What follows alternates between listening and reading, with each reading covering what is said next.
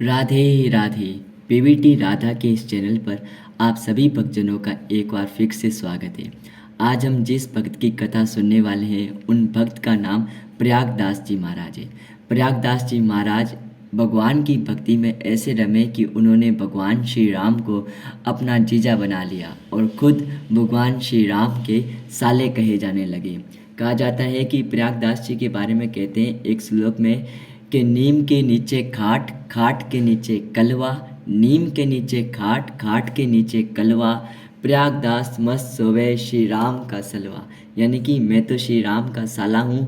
नीम के नीचे खाट है, खाट के नीचे कलवा, कलवा यानी कि पानी पीने वाला पात्र, और मैं श्री राम का साला हूँ और मैं उसी आनंद में मस्त हूँ। तो जो भगवान जो जगत का सार है उसके साले श्री प्रयागदास जी की कथा को सुनाता हूँ मैं आपको। जय श्री राम, जय श्री राम। जनकपुर में एक ब्राह्मण के घर पर प्रयागदास जी महाराज का जन्म हुआ था। माता की आर्थिक स्थिति कहीं अच्छी नहीं थी, विधवा ब्राह्मणी थी और उनके पास दो धोती रहती थी। एक धोती वो पहनते थे और दूसरे धोती धोकर सुखा देते थे, इसी तरह चलता था। और उनके पास एक लोटा, कुछ सामान जिससे वो भिक्षा प्राप्त कर सके, और भिक्षा के द्वारा ही वो प्रयागदास जी का और अपना माताजी पेट का पालन पोषण किया करता जी। बालक प्रयागदास जी महाराज अब कुछ 9 वर्ष के हुए थे। उस समय सावन मास में रक्षाबंधन का त्योहार रहा। एक 9 वर्ष के बालक में अपने हाथ पर कलाई में रक्षाबंधन का बांधने का बहुत ही उत्सुक रहता है। जब हम भी अपने इसी समय में थे तो हमारी भी कलाइयों में रक्षाबंधन को बांधने और एक अच्छी सी रक्षा को लगाने के लिए हमारे मन भी उत्सुकता रहती थी। 9 वर्ष के प्रयागदास जी की महाराज के मन में भी यही उत्सुकता रहती थी।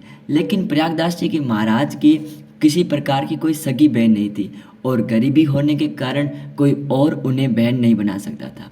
जैसा कि हम सभी को पता है कि हमारे यहाँ पर कलाइयाँ सुनी नहीं रहती, कोई ना कोई राखी बांध देता है, चाहे वो पड़ोसन हो, बुआ हो, बहन हो, कोई भी। लेकिन जब गरीबी आती है तो कोई भी नहीं बोलता।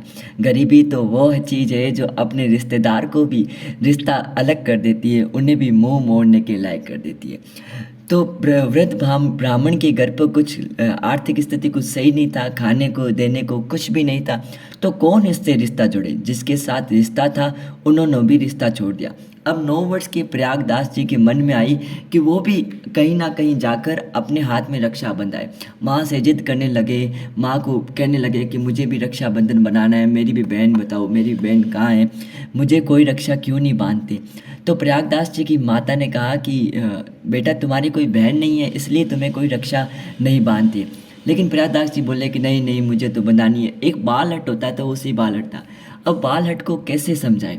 उसके बाद में प्रयागदास जी की माता प्रयागदास जी को स्नेहपूर्वक समझाती है कि तुम्हारी बहन तो सीता है जो कि अयोध्या में पनाए गए हैं। अयोध्या में श्री रामचंद्र जी राजा के साथ विवाह कर दिया गया है। बड़ा घर बार है, बड़ा रानी है, तो उन्हें कम समय मिलता है, इस कारण वो यहाँ पर आ नहीं पाते। प्रयागदास जी को अब उनकी माता धीरे धीरे भगवान श्री राम और माता सीता के बारे में, उनके गुणगान के बारे में बताते हैं और धीरे धीरे प्रयागदास जी महाराज का संबंध माता सीता के साथ जुड़ जाता है। तब उन्हें पता नहीं था कि भगवान रामचंद्र जी है, सीता माता है। प्रयागदास जी महाराज को पता नहीं था भगवान कौन है, भगवान क्या है। 9 वर्ष का बालक क्या ही समझे। उन्होंने माता सीता के साथ एक बहन का रिश्ता जोड़ लिया, एक बहन और भाई का रिश्ता जोड़ लिया। फिर वो अपनी माँ से बोले कि माँ मुझे तो अपनी बहन से मिलने जाना है, मैं तो हमारी बहन से मिलवा जासू। तो प्रयागदास जी की माता समझाते हैं कि नहीं, अयोध्या बहुत दूर है, कम से कम 2-3 मील लग जाते हैं, वहीं बहनों को इतना समय नहीं कि तुम्हें मिल ले। सीता तो रानी है, उन्हें कहाँ इतना समय कि अपने भाई से मिले, और 2-3 महीने तू नन्ही सी जान जाएगा, कैसे जाएगा। लेकिन कहीं ना कहीं बहन से मिलने का जो मन में जो भाव था उसको लेकर प्रयागदास जी महाराज चल पड़े। और प्रभात में 4 बजे से उठकर उन्होंने देखा कि माँ तो सो रही है, अब बहन से मिलना जाए। एक 9 वर्ष के बालक के मन में ये प्रेरणा का भाव जाग उठता है कि मुझे भी अपने बहन से मिलना है और उस बहन से मिलकर रक्षाबंधन बंधवानी है। प्रयागदास जी महाराज अब बहन से मिलने जाए, लेकिन संस्कार चाहे 9 वर्ष का हो चाहे 10 वर्ष का हो, बहन के घर खाली हाथ तो नहीं जा सकते। लेकिन ले जाए क्या? उनके पास तो कुछ भी नहीं था। व्रत ब्राह्मण थे, आर्थिक स्थिति इतनी अच्छी नहीं थी, खुद भिक्षा लेकर ही अपना पेट का पालन किया करते थे। तो उसके बाद में उन्होंने देखा कि माँ के पास दो धोती है, एक पहनते हैं और दूसरा सुखाते हैं। उन्होंने पास में ही रखी माँ की धोती को धीरे से हाथों में दबोच कर वहाँ से 4 बजे जनकपुर से चल दिए गए अयोध्या की तरफ। यही कहीं 2-3 मील चले होंगे और थक जाने की वजह से एक पेड़ के नीचे आराम करने के लिए बैठ गए। उन्होंने देखा कि आसपास कोई नहीं है और पेड़ के नीचे शांति से आराम करने लगे। आराम करने के बाद जैसे ही उन्होंने आंख खोली तो उन्होंने अपने आप को सरयू नदी के किनारे पाया। उन्होंने कहा, लोगों से पूछा, ये कौन सी नदी है, ये कौन सी नगरी है? तो लोगों ने कहा कि ये तो अयोध्या है और ये सरयू नगरी है। उन्होंने माँ से मन में कहा कि माँ तो बहुत भोली है, उसको पता ही नहीं है कि उसका बेटा कितना जवान है, कितना तेजी चलता है, और 2-3 महीनों का सफ़र मात्र 2-3 मील में तय कर दिया। उनके पता ही नहीं कि उनके पुत्र में कितनी क्षमता है। और जनकपुरी से लेकर अयोध्या की दूरी भी इतनी कोई ज़्यादा नहीं है, माँ को पता नहीं, माँ भोली है। फिर वो अयोध्या नगरी में गए और पूछे कि भाई, मेरे बहनों का नाम है राम और मेरी बहन का नाम है सीता, कृपया करके मुझे उनका घर बता दे। अयोध्या महानगर, कोई कहे कि ये तो भगवान है, वो तो मंदिर में मिलेंगे, कोई बोले ये स्वर्ग है, वो तो स्वर्ग में मिलेंगे, कोई बोले भगवान तो भगवान है, वो पाताल में मिलेंगे, कोई बोले ये तो अयोध्या के कण कण में मिलेंगे। अब प्रयागदास जी महाराज उनसे तंग आ गए थे, कोई भी उनको घर का पता तो बता नहीं रहा था।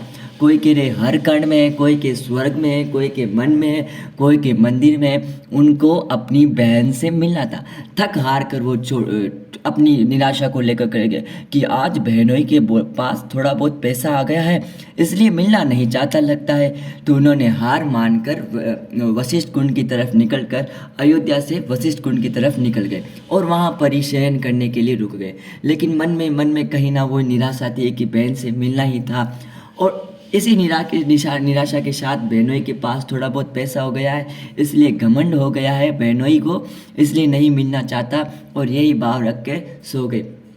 रात को लगभग 12 बजे से या फिर रात के 2 पहर बीतने के बाद में एकदम से ही सैनिकों की आवाज़ आने लगी। सैनिकों की एक रथ आ रहा था, उस पर एक महावत, एक हाथी, सुशोभित हाथी, जिसके ऊपर रामचंद्र जी और सीता माँ बैठे थे।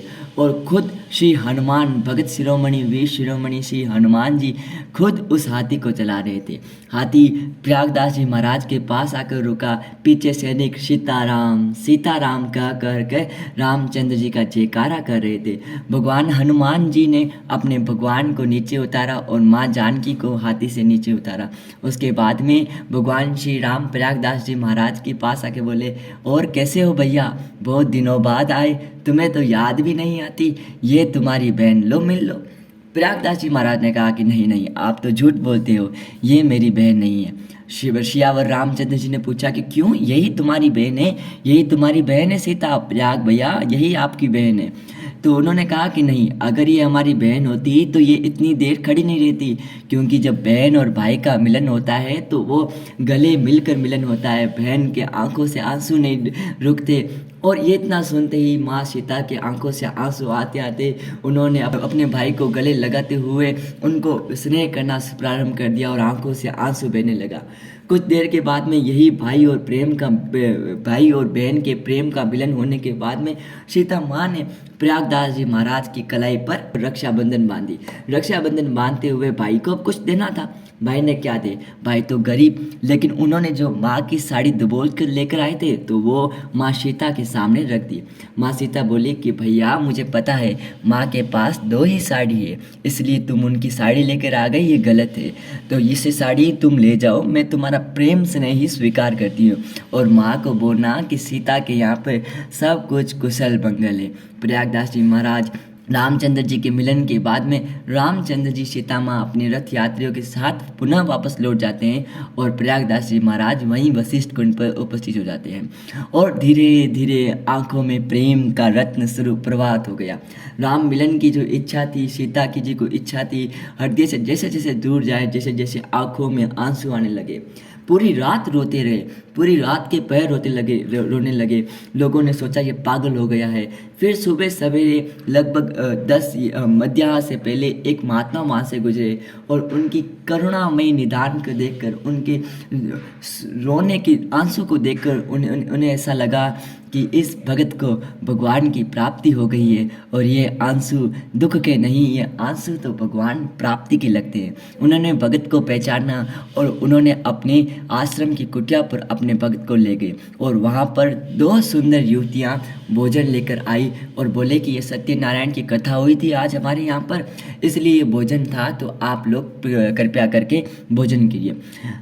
प्रयागदास जी महाराज एक दिन से भूखे थे। वो बोले कि आह चलो भोजन तो मिला। भोजन करने के बाद में उन्होंने पात्र वहीं पर रखते हुए वशिष्ठ कुंड के अंदर डाल दिया और प्रयागदास जी महाराज उनसे आज्ञा लेकर अपने गांव जनकपुर की तरफ रवाना हुए।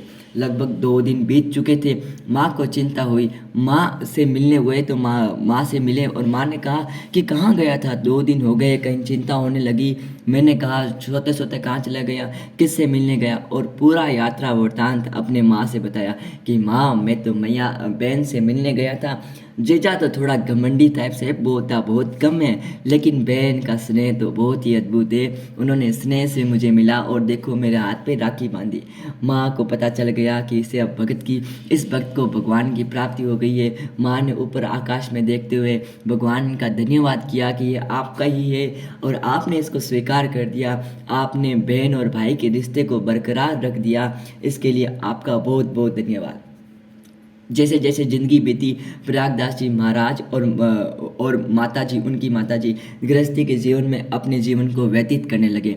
थोड़े दिन के बाद में प्रयागदास जी महाराज की पुनः इच्छा हुई कि बहन से मिलकर आए, लेकिन माँ टालती रही कि अभी नहीं, अभी ये काम है, अभी ये काम है, अभी ये काम है, इसके बाद में। और धीरे धीरे एक समय ऐसा आया जब माँ की मृत्यु हो गई और माँ की मृत्यु के बाद में माँ का भोज आदि क्रिया से संपन्न होने के बाद में प्रयागदास जी महाराज ने गृहस्थ जीवन को छोड़कर साधु जीवन ले लिया और एक गुरुजनों से दीक्षा प्राप्त कर ली। दीक्षा प्राप्त करने के बाद में वो जगह जगह पर कथा सुनते करते थे, अपने गुरुजनों से राम की कथा सुनते थे। उस समय एक ऐसा प्रसंग बताया जा रहा था कि सियावर रामचंद्र जी अब अपने घर को छोड़कर वन की तरफ निकल गए। प्रयागदास जी के महाराज ने जब ये सुना कि मेरे जीजा ने ऐसा कर दिया है तो उनका गुस्सा 7वें आसमान पर था। उन्होंने कहने लगा कि घर पे किसके बात नहीं होती, किसके लड़ाई झगड़ा नहीं होती, पर क्या कोई लड़ाई झगड़े में घर को छोड़कर चले जाता है। और उनके पीछे तो मेरी बहन भी चली गई, न जाने कैसे कैसे रहती होगी। वन की ठोकरें कांटे, ये खुदरी ज़मीन, ये आसमान, ये मौसम, ये सर्दी, ये गर्मी कैसे सहन करेगी। उन्होंने पाई पाई इकट्ठा करनी शुरू करी ताकि अपनी बहनोई के लिए, अपनी बहन के लिए एक व्यवस्था कर दी जाए। पिलंग की, सोने के लिए बिस्तर की, चप्पल खड़ाऊ की, बहन के पदवेश की, बहनोई के पदवेश की, सभी प्रकार की व्यवस्था करके लोगों से पाई पाई इकट्ठा करने लगे। लोगों से पाई पाई रुपए मांगने लगे और सभी इकट्ठा करके अपने गुरुजनों से पूछा कि अब बहनोई कहाँ मिलेंगे। तो गुरुजनों ने बता दिया कि अभी आपकी बहनोई, उस कथा में बताया कि अभी बहनोई यानी कि सियावर रामचंद्र जी चित्रकूट में विराजमान है माँ सीता और लक्ष्मण लाल के साथ। प्रयागदास जी महाराज सीधे ही चित्रकूट की तरफ रवाना हो गए और चित्रकूट जाने के बाद में बहनोई को आवाज़ देने लगे, अपनी बहन को आवाज़ देने लगे और आवाज़ देते देते वन में चले गए। और वन में जाते उनको भगवान श्री रामचंद्र जी और उनकी बहन श्री माता जानकी के दर्शन हो गए। वही लक्ष्मण भैया भी साथ में ही खड़े थे। उन्होंने अपने बहनोई को सारा सामान दिया और कहा, और डांटा, कहा एकदम प्रणोद भक्त के भगवान को डांटा के कहा ऐसी छोटी छोटी बातें तो सारे घर में होती रहती है। कहीं कोई घर को छोड़कर चला जाता है, कोई अपने माँ बाप को ऐसे छोड़ के चला जाता है, बताओ।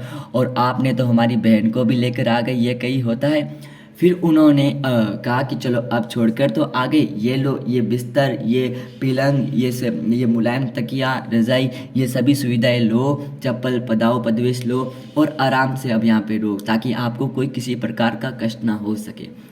सियावर रामचंद्र जी ने कहा कि जी नहीं, मैंने तो मन में धारणा ले ली है, संकल्प ले लिए कि मैं 14 वर्ष तक किसी प्रकार की सुख सुविधा पलंग पर या फिर बिस्तर पर नहीं सोऊंगा, ना ही किसी प्रकार की पदवेश को धारण करूंगा। प्रयागदास जी बोले तो फिर मैंने ये क्यों लेकर आया, अब आपको तो स्वीकार करनी पड़ेगी। तो फिर सियावर रामचंद्र जी उन्हें समझाते हैं कि मैं उन्हें स्वीकार नहीं कर सकता।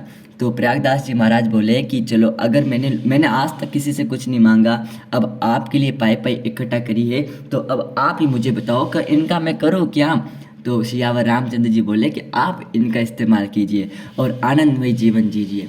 और फिर प्रयागदास जी महाराज सारे सामान को लेकर के प्रयाग नगर की तरफ, यानी कि इलाहाबाद की नगर की तरफ लौट आए। इलाहाबाद की नगर की तरफ लौट आए और नीम के नीचे अपनी पिलंग को डालकर, अपने बिस्तर को मुलायम बिस्तर, तकिए, रजाई, तकिए को डालकर नीचे नीचे पानी के पात्र, खड़ाऊ, सब प्रकार की व्यवस्था उनके वहाँ पर हो गई। अच्छे अच्छे फल, सभी प्रकार की व्यवस्था से वो राम नाम का जाप करने लगे, सियावर रामचंद्र जी का जाप करने लगे। वहीं पर एक संत महाजन ने कहा कि चलो भैया, आज मेले में चले, देखे बड़े बड़े संत महात्मा आए। तो प्रयागदास जी महाराज ने कहा कि आप जाइए, संत महात्माओं का दर्शन कीजिए, मेरे तो संत भगवान सियावर रामचंद्र जी है और मैं उनका साला हूँ। एक महात्मा ने कहा कि आप भी किसी प्रकार के कोई साधु लगते हो, बताओ, आप जैसी सुख सुविधाएं ले रहे हो वो तो गलत जीवन में भी नहीं लेनी चाहिए। अब तो संन्यास में आप ऐसी सुविधाएं ग्रहण कर रहे हो, आप कोई साधु नहीं हो। उन्होंने कहा कि मैं कोई साधु नहीं हूँ, और बाकी मैं तो साधु भी नहीं हूँ, मैं तो जो भगत सियावर रामचंद्र जी है उनका साला हूँ।